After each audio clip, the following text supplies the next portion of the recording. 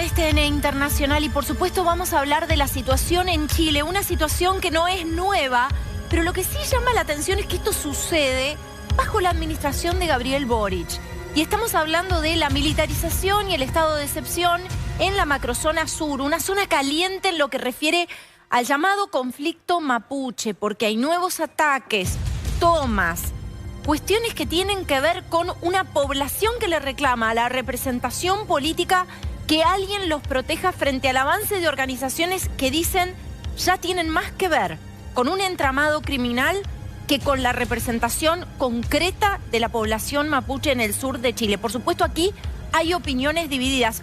Muchos apuntan a que esto podría ser de alguna manera una forma de claudicar ideológicamente por parte del presidente Gabriel Boric, porque estas son escenas muy similares a las que veíamos meses atrás con la administración de Sebastián Piñera, ¿no? La misma situación, un territorio que parece estar absolutamente desprotegido, olvidado, un territorio que reclama al Estado Nacional cierta protección frente al avance de estos ataques, pero claro, Gabriel Boric se posicionaba en las antípodas de Sebastián Piñera con respecto al manejo del conflicto mapuche en la macrozona sur. Sin embargo, algunas de las imágenes que estamos viendo ahora son muy, pero muy similares. Gonzalo Báñez está trabajando allí en el territorio. Vamos a estar mostrando lo que pasa, cómo lo está viviendo la gente allí y qué reclama puntualmente. ¿Recuerdan ustedes?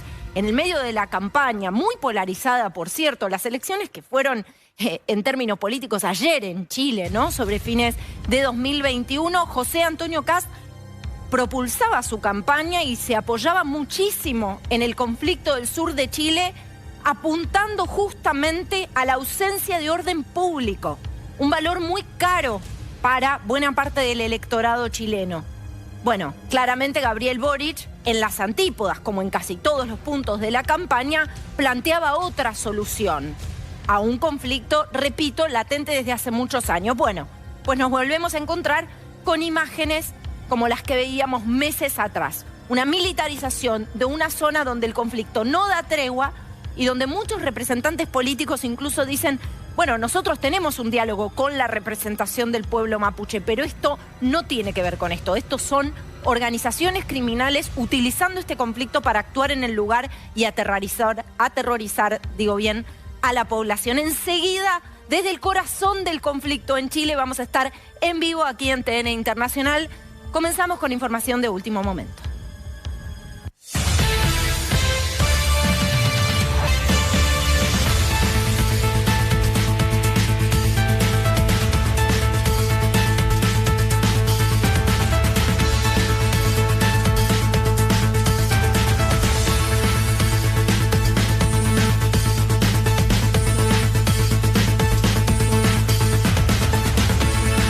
Por supuesto, tenemos que hablar de la guerra en Ucrania y atención con este video estremecedor que publica el medio norteamericano New York Times. Fíjense ustedes, la secuencia de lo que sería un crimen de guerra perpetrado contra al menos 8 civiles ucranianos en Bucha, escenario de una masacre. Paracaidistas rusos que llegan a un punto de Bucha. Vamos a escuchar y ver el video y luego esta fila de hombres. Нет, их больше. Там у нас заложники. А я не знаю, уже, наверное, у нас заложники там лежат под забором. Я не знаю, их видно или нет, но только шевели. Да, у нас сидят под забором. Да, она под забором. Раз, два, три, точно. 4, 5, 6. El relato de unos testigos y videos obtenidos por The New York Times muestran, según publica el propio medio, cómo los paracaidistas rusos ejecutaron al menos a 8 hombres ucranianos en un suburbio de Kiev el 4 de marzo. Y esto, por supuesto, constituye un posible crimen de guerra, ¿no? Un crimen de guerra. Más pruebas contra Rusia. Recordemos que esto sucede y se da a conocer en la misma semana en la que fue juzgado ante un tribunal en Ucrania el primer criminal de guerra. Estamos hablando de un joven de 21 años que asumió la responsabilidad de haber ejecutado a un civil desarmado de 62 años. Está con nosotros Andrei Servin-Point, analista militar. Andrei, muchísimas gracias como siempre por acompañarnos. Pero claro, tenemos que conversar sobre esto en un contexto muy, pero muy difícil. En un contexto en el que la guerra continúa y se van a seguir perpetrando ataques. Andrei está con nosotros en nuestro estudio. También está vía Zoom Sergei Petuchkov, exministro de Justicia de Ucrania. Arranco por preguntarle a Sergei, ¿qué significa esto en cuanto al posible y progresivo aislamiento de Rusia en la comunidad internacional? En este momento tenemos más y más informaciones sobre los crímenes de guerra que han cometido los rusos en estos 3 meses de guerra contra Ucrania. Y eso es muy, muy importante porque los rusos siguen negando toda la responsabilidad por esos crímenes de guerra y siguen negando que los civiles eran matados y las mujeres eran violadas por los soldados rusos. Y por eso es importante que tenemos evidencias así que surgen con cada día más y parece que vamos a ver más y más de esos vídeos y informaciones de los sobrevivientes en Ucrania, y parece que debemos más de miles de gente que eran matados por los rusos en Ucrania, de los civiles. No hablamos en este momento de los soldados, pero hablamos de los civiles que no tienen que estar matados por los soldados. Y por eso ya tenemos un proceso en Ucrania, aquí en Kiev, en otros lugares, contra los soldados con evidencias, y es importante para que la comunidad internacional pueda ver y saber qué pasa en Ucrania en este momento.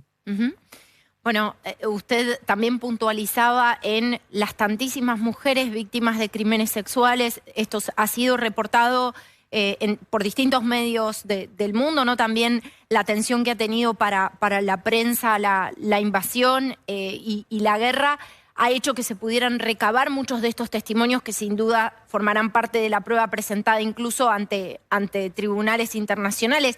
¿Creen ustedes que ya hay suficiente, digamos, claramente está siendo juzgado en Ucrania, pero incluso que esto podría escalar hacia la Corte Penal Internacional? Sí, claro, y el Corte Penal Internacional ya está investigando todos los crímenes de guerra en Ucrania y han mandado investigadores en Ucrania para recoger todas las evidencias que están aquí.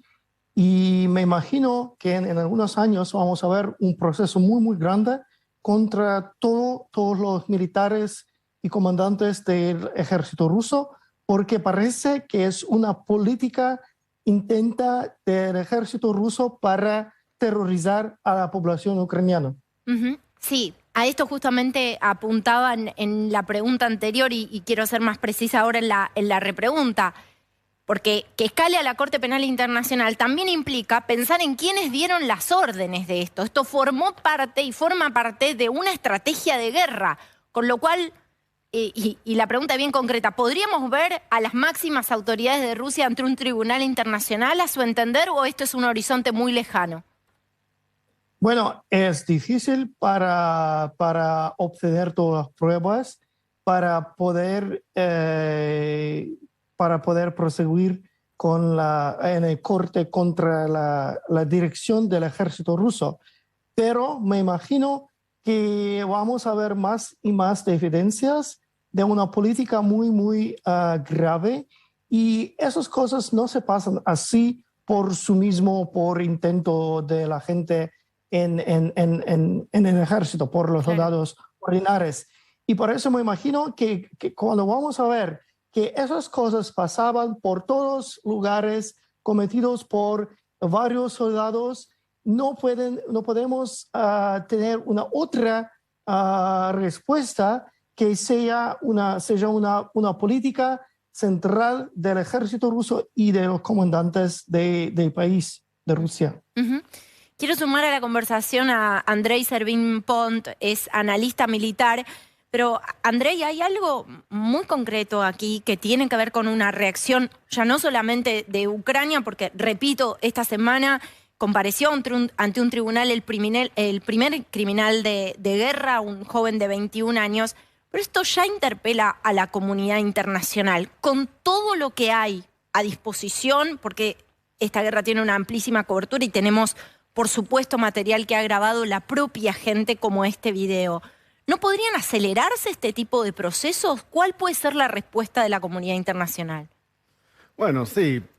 Claramente hay evidencia que se hace cada vez más abundante en términos de los actos que se están perpetrando en los territorios ocupados por las fuerzas rusas, que son accionarios sistemáticos, que eso también es clave, ¿no?, a la hora de entender este tipo de crímenes. Entonces, la comunidad internacional tiene estas herramientas que, por un lado, ahora estamos en la etapa mucho de la denuncia pública, ¿no?, de mostrarle al mundo lo que está ocurriendo. Ahora, que otras instancias internacionales, como la Corte Penal Internacional, la asuman, caso lo investiguen, que esto llegue a instancias más adelantadas, eso sí puede tomar mucho tiempo. Sabemos que la Corte Penal Internacional tiene enormes demoras y también, obviamente, que mientras más alto se trate de llegar en las instancias de responsabilidad, más difícil va a ser que realmente se puedan presentar esas figuras ante una corte. Lo que no quita de que sea importante de que se siga con los trabajos de investigación, de documentación. Una de las cosas que estamos viendo en este conflicto es que esta saturación o presencia tan grande de redes sociales y publicación en las redes sociales está permitiendo documentar de una forma que antes no se podía este tipo de hechos, ¿no? Entonces, si el trabajo se lleva adelante de forma adecuada, esto puede servir realmente de evidencia el día de mañana para comprobar estos hechos. Déjame decirte, y de hecho sucedió minutos antes de entrar al aire de TN Internacional, que hay organizaciones de derechos humanos, entrando organizaciones que incluso presentan y dan soporte a denuncias que se han presentado en la Corte Penal Internacional, que están mandando personas a territorio para hacer relevamientos después de que sucede esto. Y le quiero preguntar justamente a Sergei, ¿cuáles son otros de los lugares que quizás, porque aquí vimos una secuencia escalofriante de un lugar que ya sabíamos había sido escenario de lo escalofriante, que es Bucha? Pero atención con otros territorios absolutamente diezmados, ni que hablar de Mariupol, pero ¿cuáles son otros de los puntos que quizás no estamos advirtiendo y que han sido escenarios de lo peor, Sergei? Por todos los lugares ocupados por Rusia, sospechamos que hay violaciones del derecho internacional así. Por ejemplo, en Mariupol, donde los rusos han bombardeado el Teatro Dramático de Mariupol y sospechamos que por ahí morían casi 600 gente. Y los rusos ya han recuperado todos los muertos y no recuerdan nada. No dicen la verdad a la comunidad internacional. No dicen nada sobre los muertos en ese teatro. Y eso pasa por todos los lugares ocupados por Rusia. Por eso es importante deocupar todo el país para ver lo que pasó en esos 3 meses. Y si no vamos a hacerlo, los rusos van a seguir así, diciendo que no matan a los civiles, no violan a nadie, y no tendremos ninguna evidencia de lo que pasa. Y me imagino, bueno, yo no sé, yo creo que cosas así no pasan más. Creo que los rusos tienen una pequeña humanidad, no son los hombres y normales, pero vamos a ver qué pasa cuando ocupan todo el país. Sergei, ¿tienen ustedes información de personas que han sido trasladadas ya hacia territorio, más allá de los prisioneros de guerra, civiles que hayan sido trasladados hacia territorio ruso? Sí, claro. A muchos lugares ocupados por Rusia no se puede ir al territorio controlado por Ucrania, y por eso los ucranianos tienen que ir a Rusia para salvar sus vidas, proteger sus familias.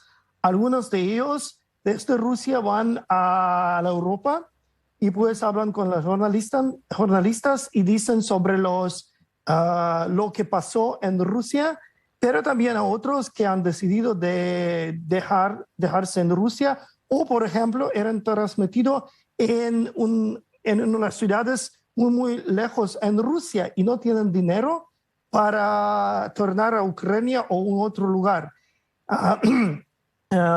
Decimos que en Rusia ahora están 500,000 personas de Ucrania y bueno, no sabemos nada sobre la situación por ahí porque Rusia no está cooperando con las autoridades ucranianas y ya no tenemos relaciones diplomáticas con Rusia por razón de guerra.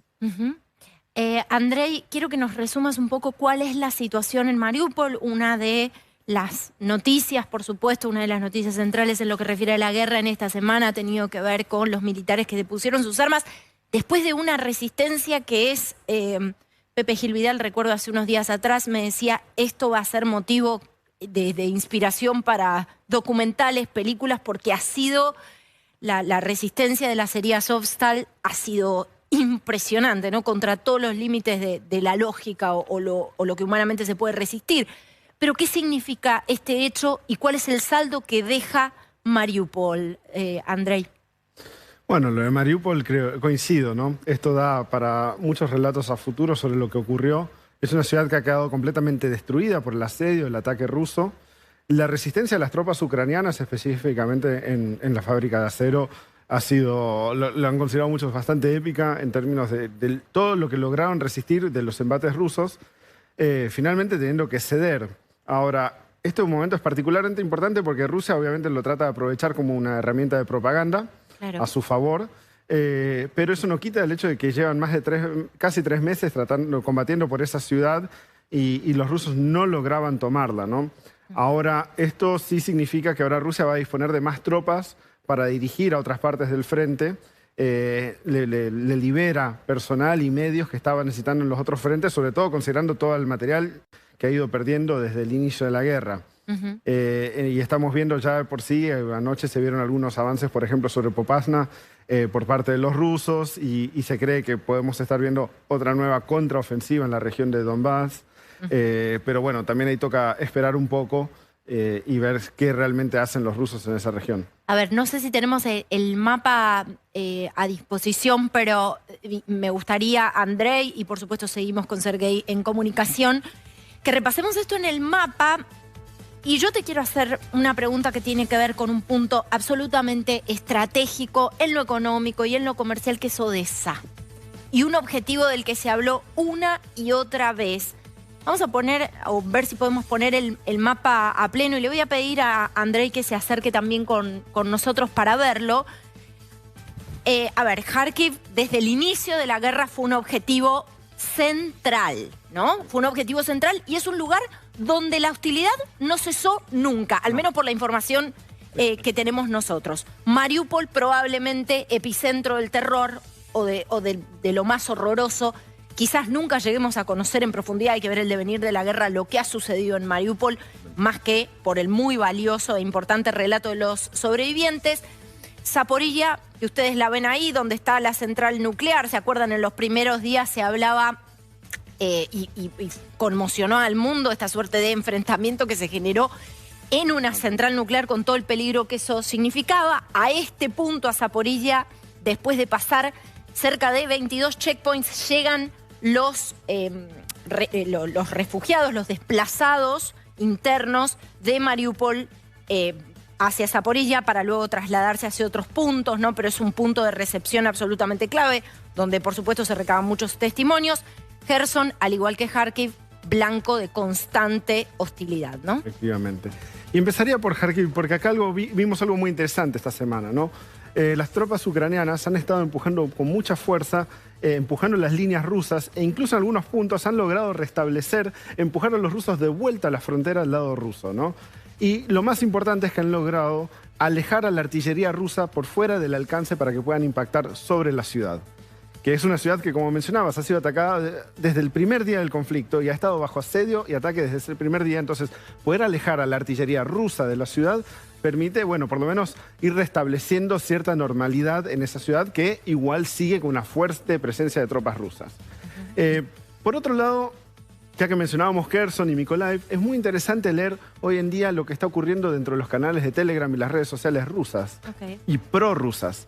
Porque ellos lo que están diciendo es que los ucranianos han acumulado una gran cantidad de fuerzas en esa zona sur porque están preparando un avance sobre esa región y que sería, bueno, por los números, las cifras que dan, sería un avance bastante contundente y quebraría un poco con lo que hemos visto hasta ahora de Ucrania, ¿no? Esto realmente sería tomar la iniciativa y hacer operaciones convencionales de forma masiva. Si se llega a concretar, realmente sería un cambio muy fuerte en la dinámica del conflicto. Sí, una contraofensiva contundente, ¿no? Contundente, mucho mayor a lo que hemos visto, por ejemplo, en Kharkiv y en otras regiones, o lo que se vio en el norte de Kiev una vez que se replegaron los rusos. Bueno, recuerden ustedes que la operación militar especial comenzó con un asedio al anillo de Kiev, comenzó con ataques, bueno, todo el territorio ucraniano bajo alarma. Ningún metro de territorio ucraniano podía considerarse a salvo y hoy está circunscripto aquí, ¿no?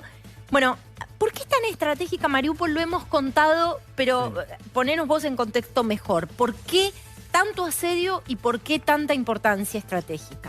Bueno, para los rusos era importante Mariupol, primero que todo, por su puerto y su acceso al mar de Azov, por cómo conecta la región del Donbass con el norte de Crimea, poder controlar las costas. Para los rusos ha sido particularmente importante desde el principio del conflicto tratar de bloquear todo el acceso marítimo a Ucrania, ¿no? Entonces, por un lado, eso requería el control del mar de Azov, por otro lado, llegar eventualmente hasta Odessa para poder bloquear, cosa que no han logrado porque han sido detenidos en los alrededores de Mykolaiv. Por eso también es importante, por ejemplo, el hundimiento del crucero Mosca y estas operaciones que están llevando en toda esa región para impedir que Rusia pueda concretar ese bloqueo. A la vez, gran productor de acero y aparte una ciudad que los rusos percibían que iban a poder tomar con relativa facilidad por la fuerte presencia étnica rusa en esa misma ciudad, ¿no? Entonces, era percibido quizás hasta como una posible victoria fácil y no ocurrió.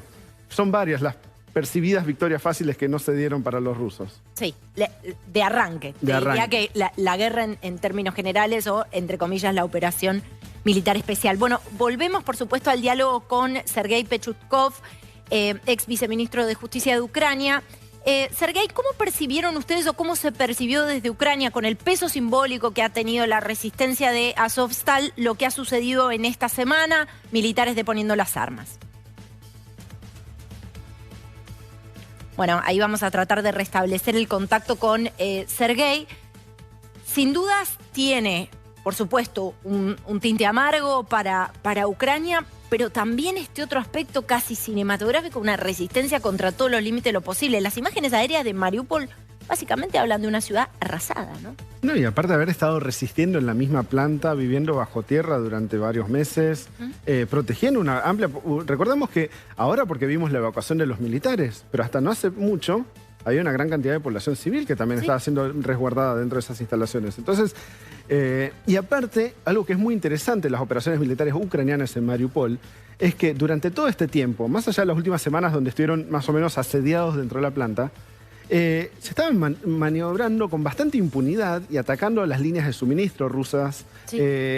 Lograban utilizar los sistemas de túneles debajo de la ciudad con mucha efectividad para poder hacer ataques tipo guerrilla contra diferentes objetivos militares y replegarse. Entonces, un contingente relativamente pequeño de tropas ucranianas realmente causó muchos estragos sobre las fuerzas rusas. Claro. Y por eso es tan importante ahora que han logrado tomar Mariupol, los rusos finalmente liberan esas fuerzas para poder continuar con acciones, por ejemplo, en Donbass o reforzar la zona de Kherson.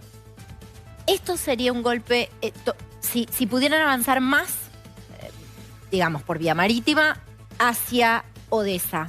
¿Sería un golpe en la línea de flotación para la economía de Ucrania? ¿O hoy Ucrania recibe o está lo suficientemente robusta con la ayuda internacional como para resistir básicamente que quede paralizada o sitiada Odessa? A ver, la ayuda internacional hoy es lo que le permite a Ucrania estar combatiendo como está combatiendo, ¿no? O sea, el suministro de munición, de equipamientos, de inteligencia, es lo que permite que Ucrania pueda llevar adelante operaciones militares exitosas. uno de los objetivos desde el principio claramente fue Odessa. Los rusos se encontraron con muchos obstáculos para poder concretar. Probablemente hubiese sido de un gran impacto haber podido también, por lo menos, asediar de forma que pasó con otras regiones Odessa desde el principio. Eso no ocurrió. Los ucranianos fueron muy efectivos en impedir que el avance llegara hasta ese punto. Pero tenemos que entender de que esta asistencia internacional para Ucrania en términos militares, en términos de inteligencia, es esencial. Porque más allá de la valentía y del esfuerzo que le ponen en la lucha, sin estos medios que lo provee Occidente, estas operaciones en muchos casos no serían viables. Bueno, se anunció mientras tanto, además de que Joe Biden se agrega a la lista negra de funcionarios y norteamericanos que no pueden ingresar a la Federación Rusa, esto parece ser como una respuesta al anuncio norteamericano de estos 40.000 millones de dólares de asistencia a Ucrania.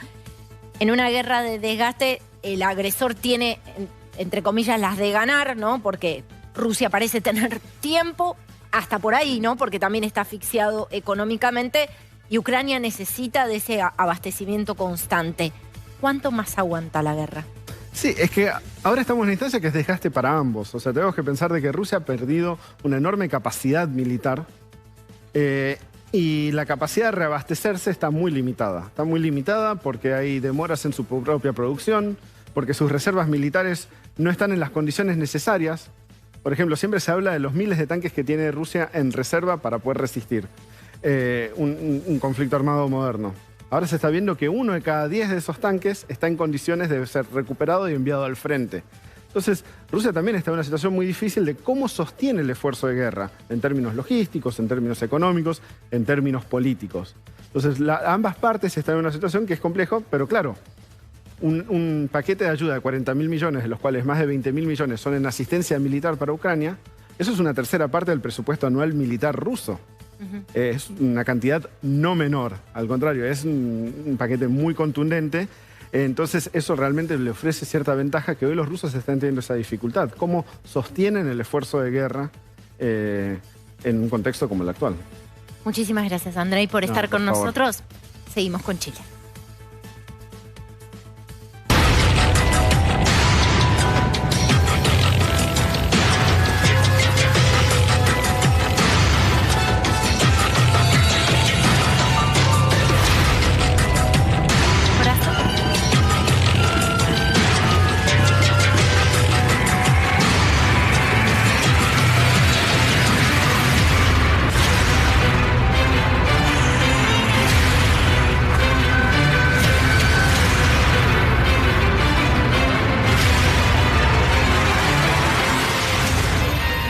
Bueno, y ahí lo vieron en imágenes, militarización y estado de excepción en la macrozona sur de Chile.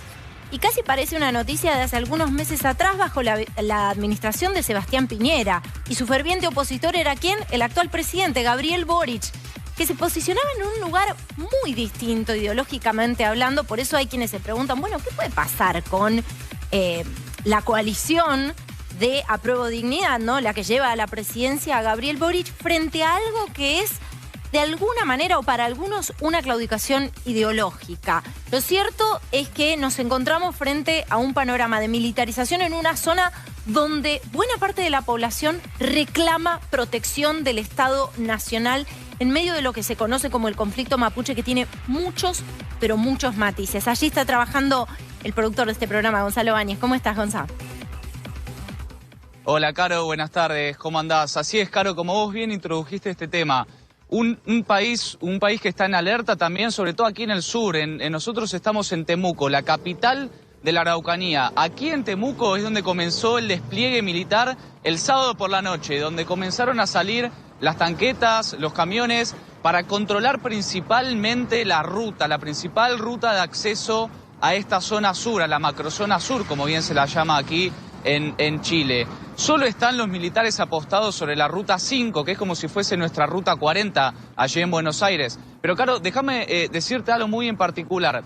Ayer por la tarde hicimos 150 kilómetros sobre la ruta 5, donde supuestamente están apostados los militares, y vimos muy poco control militar, justamente. Casi ningún militar distribuido y desplegado en los distintos puntos de la carretera. Ahora nosotros, por ejemplo, estamos en otro de los principales puntos de acceso a Temuco, esta ciudad capital de la Araucanía, esta ciudad que también está en alerta la Araucanía, es donde se están concentrando la mayor cantidad de ataques violentos, que esto hay que decirlo también, los ataques responden a grupos violentos que toman como propio los reclamos mapuches, pero son grupos violentos que están atentando contra distintas localidades, aquí en la Araucanía y en la provincia del Biobío. Como vos bien ves, Caro, hay movimiento normal, Sí. Hay una cierta calma, pero bastante tensa también en la gente se mueve con normalidad. Ahora, Caro, si te parece, vos andás diciéndome, empezamos también a preguntar qué es lo que piensan muchas de las personas que están acá, porque a todos los que le fuimos preguntando en estos días, o no quieren hablar de lo que es el conflicto mapuche, lo que es el conflicto y esta violencia que existe aquí, o bien dice que la violencia efectivamente aumentó, y muchos respaldan incluso lo que fue la decisión de Boric de empezar a militarizar parte de esta zona sur, que, como te dije, Caro, la verdad que a simple vista y sobre todo durante el día, no se ve tanto movimiento de militares como sí puede llegar a ocurrir a la noche en ciertos puntos de Temuco y de toda la Araucanía. Bueno, Gonza, mientras vos buscas algún testimonio, porque me gustaría escucharlo, y está muy buena la crónica que haces también de cuál es la exigencia de la gente, muy simple, ¿no? Vivir con cierta tranquilidad.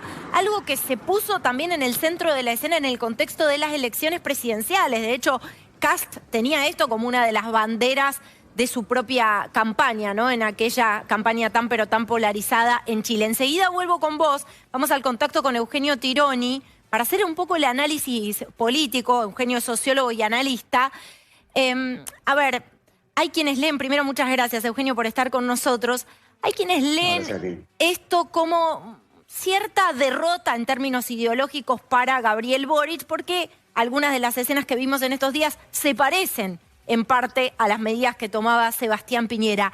¿Es así? ¿Boric puede encontrarse frente a una resistencia interna dentro de Apruebo Dignidad, la coalición de la que forma parte, y de la que forma parte también el Partido Comunista de Chile? Sí, no hay duda que sí. Yo creo que él tiene resistencia interna. Este es un giro muy importante respecto a lo que era la noción que existió antes.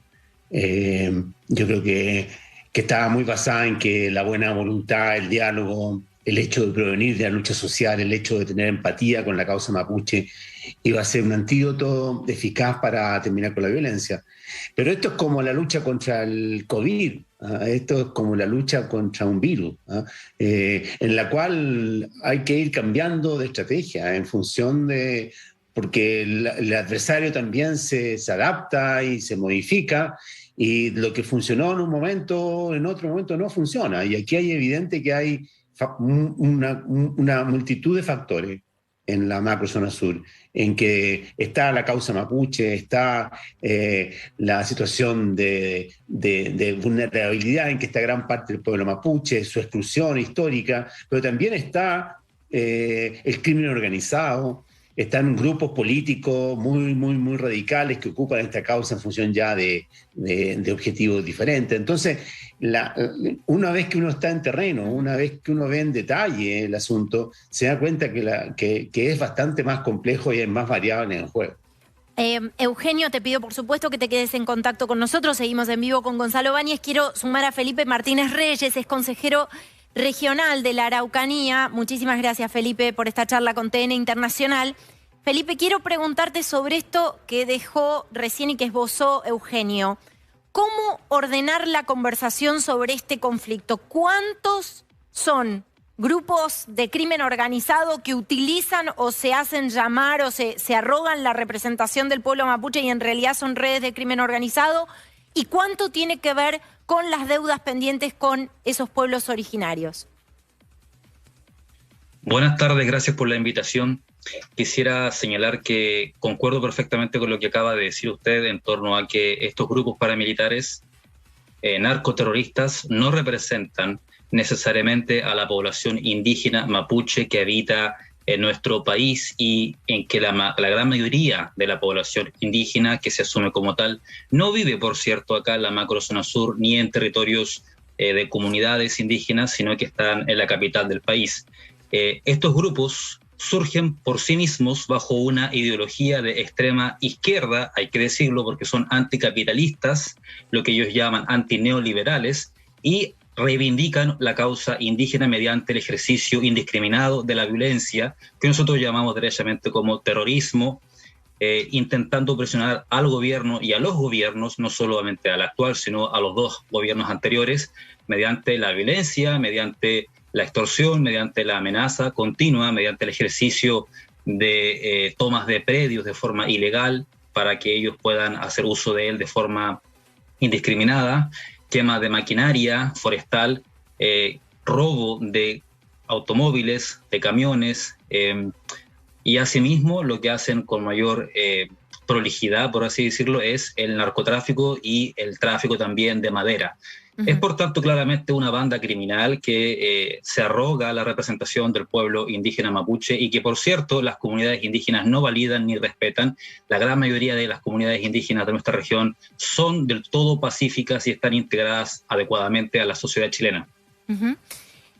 Eugenio, ¿cuáles son algunas de las deudas pendientes de la política chilena para dar el diálogo, ¿no?, con la representación de algunos pueblos originarios?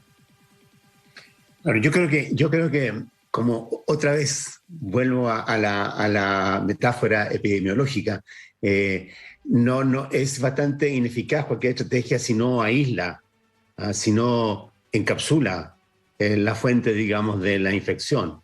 Y la fuente de la infección efectivamente hoy día tiene que ver mucho con grupos radicales, con crimen organizado, como lo señalaba recién mi colega. Pero hay un problema que no se puede desconocer, y es que hay una atmósfera, hay un contexto que lo avala, que lo protege, que lo camufla, que aunque sea tácitamente lo justifica, y ese contexto hay que modificarlo ya. ¿A través de qué? Uno, yo creo que es muy importante lo que está haciendo la Convención Constitucional Constituyente, que es declarar a Chile como un Estado plurinacional y permitir cierto grado de autonomía territorial en esa zona. Esa es una gran demanda que, claro, a lo mejor no va a ser perfecta, pero que apunta a una de las deudas y a una de las cuestiones pendientes. Lo segundo, yo creo que tierra. Hay una demanda por tierra, por restitución de tierras que estuvieron en manos de la familia y de los pueblos originarios hasta principios del siglo pasado.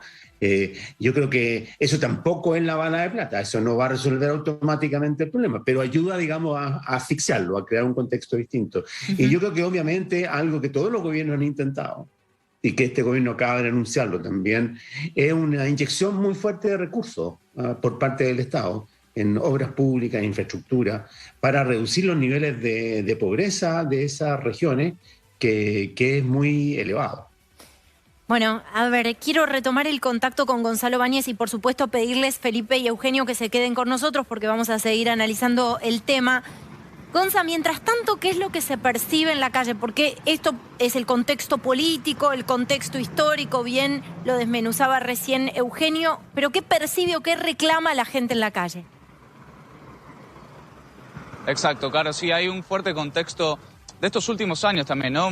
Hablando con muchas personas, también obviamente no pueden dejar de comparar lo que fue cuando en marzo el propio presidente Boric sacó el estado de excepción y la acumulación también de ataques y lo que ellos denuncian, que en los últimos meses también hubo un aumento considerable de ataques en las afueras de las ciudades sobre todo. Pero si te parece, Caro, por ejemplo, vamos, ¿qué tal, señora? Buenas tardes, estamos en vivo para la Argentina. Señora, ¿cómo ve usted la situación aquí en Chile de lo que es en el sur de Chile, lo que son los ataques violentos? Ha cambiado mucho el país. Con esta última reformatoria que hay, ha cambiado mucho. Hay violencia, la gente ya no anda tranquila. Y bueno, como yo creo que en todo el país estamos igual pasando la crisis que estamos pasando, pero igual se mantiene. ¿Usted vive en el centro de Temuco o en las afueras? Yo vivo en Labranza, soy de Labranza. ¿Y conoce a alguien que haya sufrido algún tipo de ataque o que haya tenido violencia? Mira, yo por la televisión yo me meto más a las cuestiones de esas, pero yo no salgo mucho, así que yo soy más de casa. ¿Y por qué dice que la gente tiene temor? Porque sí, porque yo he visto el problema en la tele fuerte. Y más que la gente comenta. Así que no le puedo decir otra cosa porque realmente no sé. Muchísimas gracias. Muchas gracias. Bueno, Caro, ese es uno de los testimonios que se repiten también mientras uno va también consultándolo. Hoy, por ejemplo, te cuento una cosita. Más temprano estuvimos con una víctima icónica aquí en Chile, que hace años le incendiaron la casa y murieron los padres de esta persona que estaban dentro de la casa. Y esta misma persona contaba que en los últimos tiempos, incluso él, que tiene un carabinero al lado de la casa que lo custodia las 24 horas, aquí en las afueras de Temuco también, incluso ahora él empezó a tener temor por lo que puede llegar a ser estos actos incendiarios, estos actos de vandalismo muy violentos que se están repitiendo. Hemos tratado, obviamente, y vamos a hacerlo, de hablar con delegados de la comunidad mapuche, delegados también de estos grupos que son un poco más extremos, para escuchar obviamente sus reclamos. Es muy difícil. Nosotros estamos con Martín Villaverde y Gastón Presa, Caro, aquí realizando la cobertura. Es muy difícil también en algunos casos acercarse a ellos. Vos sabés que, por ejemplo, ayer fuimos hacia el centro de Temuco a unas oficinas donde suelen reunirse también distintas comunidades mapuches, y lo que nos explicaba es que hay un fuerte temor también a lo que significa, por ejemplo, las comunicaciones a través del celular. Directamente ellos prefieren hablar cara a cara, prefieren que los contactos sean persona con persona y no por teléfono, porque desconfían si los teléfonos están pinchados, si los WhatsApp pueden llegar a ser captados, se pueden llegar a ser leídos por terceras personas. Entonces también es muy difícil esa conexión incluso con estas comunidades y con, obviamente, los grupos violentos que tratan de resguardarse de esta situación. En principio, porque si perpetraron ataques son grupos delictivos, digamos. Si en efecto son responsables o han reivindicado algún tipo de ataque, han cometido un delito. Se entiende que no quieran que se los identifique, ¿no? Que no entiendo, pero aún así, incluso ahora con el estado de excepción que planteó el presidente Boric, aún así algunos se han opuesto, han criticado este estado de excepción, y son estas mismas personas de la CAM, por ejemplo, que se los acusa justamente de ser los principales perpetradores de estos ataques, y son ellos mismos quienes se han opuesto también a este estado de excepción. Así que, obviamente, como vos bien decís, estos grupos son grupos muy violentos, son grupos que la mayoría de ellos no dan la cara. Hay muchas cuestiones, y recién lo estábamos escuchando también, que corre por fuera de la violencia, ¿no? Lo que es también el narcotráfico, lo que es el cruce fronterizo ilegal con distintas cuestiones, entre ellas armas, cargamento no declarado y muchas otras cuestiones que también conectan el sur argentino con el sur chileno. Bueno, a ver, estamos en el centro del conflicto en Temuco, Chile, con la cobertura de Gonzalo Báñez y todo el equipo de TN. Y por supuesto, queremos cerrar este tema que vamos a seguir aquí en la pantalla en TN Internacional y también en la continuidad informativa de TN. Le hago una pregunta más a Felipe. La población, la opinión pública, recién lo escuchábamos en una señora, en una ciudadana de a pie que dice, bueno, esto ha recrudecido y ya de por sí la situación era muy crítica el año pasado. ¿Qué más necesita o qué otro gesto necesita por parte de las autoridades políticas, Felipe? Lo que se necesita en nuestro país y la sensación de quienes habitamos en la macrozona sur, como es mi caso, es que el Estado realmente se haga cargo de forma responsable y seria del conflicto que nosotros estamos expuestos todos los días. Es una cuestión bastante crítica el hecho de que las autoridades electas democráticamente, porque Chile es un Estado de Derecho, no se hagan cargo de una realidad tan grave como lo que ocurre en nuestra región. Generalmente los gobiernos lo único que hacen es barrer el polvo debajo de la alfombra y se olvidan, pareciendo que todos los problemas reales del país acontecen en la región metropolitana. Y los que habitamos por acá realmente nos encontramos en una situación bastante compleja de abandono de parte del Estado. El estado de excepción se valida desde nuestra perspectiva porque implica una mayor detención, un atenuamiento de las actividades delictivas o de los atentados terroristas. No obstante, no es el fin en sí mismo. el estado de excepción en su modalidad de estado de emergencia, que es el que se ha aplicado en Chile conforme a la Constitución, no implica el desmantelamiento de los grupos narcoterroristas y paramilitares, sino que simplemente otorga mayor sensación de seguridad para las personas que en este caso transcurren o circulan por las rutas y las vías principales de la región, pero al interior, en las zonas rurales, en los campos, no llegan los militares en esta situación y por lo tanto siguen abandonadas y a merced de este tipo de ataques. Por lo tanto, se requiere que de verdad exista un abordaje serio de parte de las autoridades, cosa que no hemos visto por parte de ningún gobierno últimamente. Felipe Martínez Reyes, consejero regional de la Araucanía, y por supuesto, Eugenio, le agradezco muchísimo por habernos dado todo el análisis y el contexto también histórico y político para entender este conflicto latente que continúa. Hacemos la primera pausa en TN Internacional, ya venimos.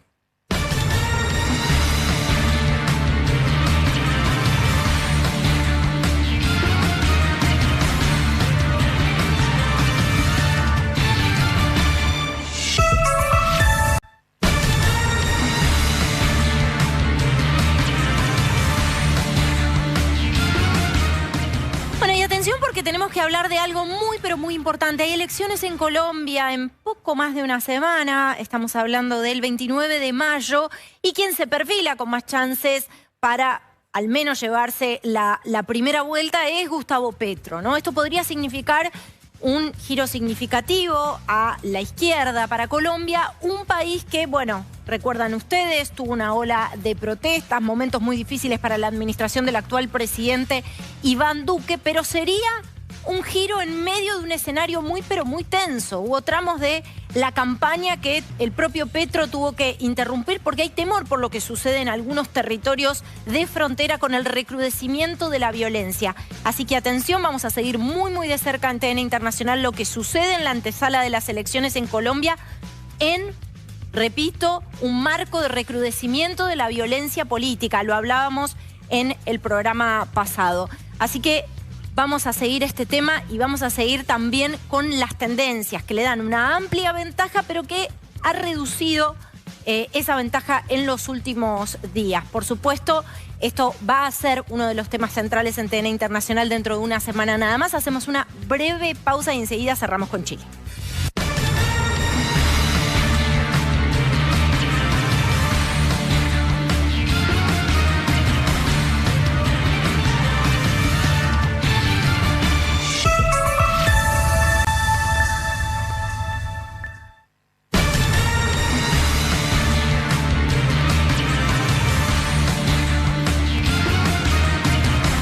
Sobre los minutos finales de TN Internacional, por supuesto, vamos a cerrar hablando de Chile. Gonza, vos estás en Temuco, recién había un testimonio muy, muy valioso que recogiste allí, una mujer que decía, la situación empeoró, pero este es un conflicto latente donde la gente reclama lo más básico, ¿no? Protección. Tal cual, Caro, lo que la gente reclama es esto mismo que vos bien decís, protección y seguridad. Y no sucede solo aquí en Temuco. Ayer estuvimos, por ejemplo, con Martín Villaverde y Gastón Presa, el equipo completo en Angol, en una ciudad que está acá a 140 kilómetros. Fuimos, por ejemplo, a una cárcel donde hay presos, distintas personas acusadas de hechos de vandalismo. Esas mismas cárceles, como también sucede, por ejemplo, aquí en Temuco, son blanco de constantes reclamos porque las organizaciones dicen, según ellos, que son presos políticos y van a exigir la liberación de estas personas. Ayer fuimos a Angol, una de estas ciudades que está aquí a 130 kilómetros, y el reclamo sigue siendo el mismo. El reclamo en toda la zona sur de Chile es esta, ¿no? La de mayor seguridad, mayor protección. E incluso le pregunté, Caro, por ejemplo, a esta señora si vivía en el centro de Temuco o en las afueras, y viste que dijo en el centro, porque esto no se restringe solamente a las personas que son víctimas directas de los ataques y de los hechos vandálicos, de las quemas de casas, de las quemas de autos, de los ataques directamente con armas, sino también las personas de la ciudad, la gente que vive en las ciudades también tiene este pedido, y por eso también de alguna manera forzaron al presidente Boric a cambiar su pensamiento y a terminar decretando este estado de excepción. Así que, Caro, nosotros acá en Chile seguiremos con la recorrida. Hay muchas cosas que no se pueden mostrar en vivo justamente porque las comunidades...